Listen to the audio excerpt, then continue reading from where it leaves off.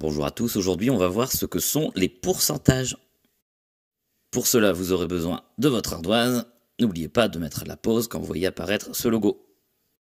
Pour les pourcentages on utilise ce symbole que vous connaissez certainement, on le rencontre souvent au moment des soldes ou sur les batteries de téléphone portable. Dans pourcentage on entend bien évidemment 100, on aura donc tous compris qu'on calculait sur 100. Si je prends l'exemple de 50%, c'est exactement la même chose que 50 sur 100, ou on colorie 50 carrés sur une grille de 100. 25%, c'est la même chose que 25 sur 100, c'est comme si je coloriais 25 carrés sur 100, et ainsi de suite. Vous aurez sûrement remarqué que 50%, c'est la même chose que la moitié, donc allez-y, si je vous demande de trouver 50% de 8 €, la moitié de 8, c'est 4. Maintenant, 50% de 24 €. La moitié de 24, c'est 12. Un petit peu plus difficile, 25%.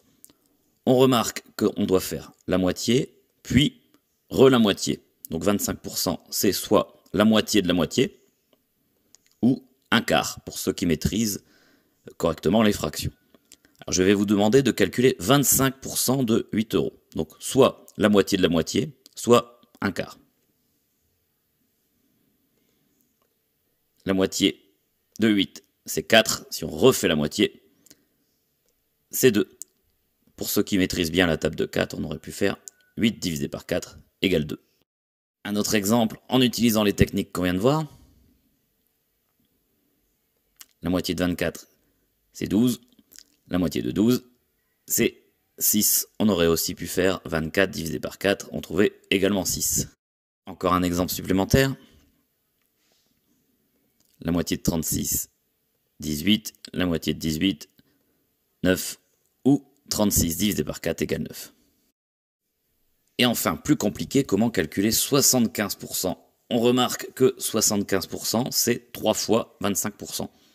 Donc il suffit de d'abord calculer 25% et après de faire x 3. Donc 75% de 8 €. La moitié de 8 €, c'est 4. La moitié de 4, c'est 2. 2 fois 3, 6. Et voilà. Dernier exemple avec 75% de 24 €. Donc la moitié de 24, c'est 12. Donc la moitié de la moitié, c'est 6. Et 6 fois 3, 18.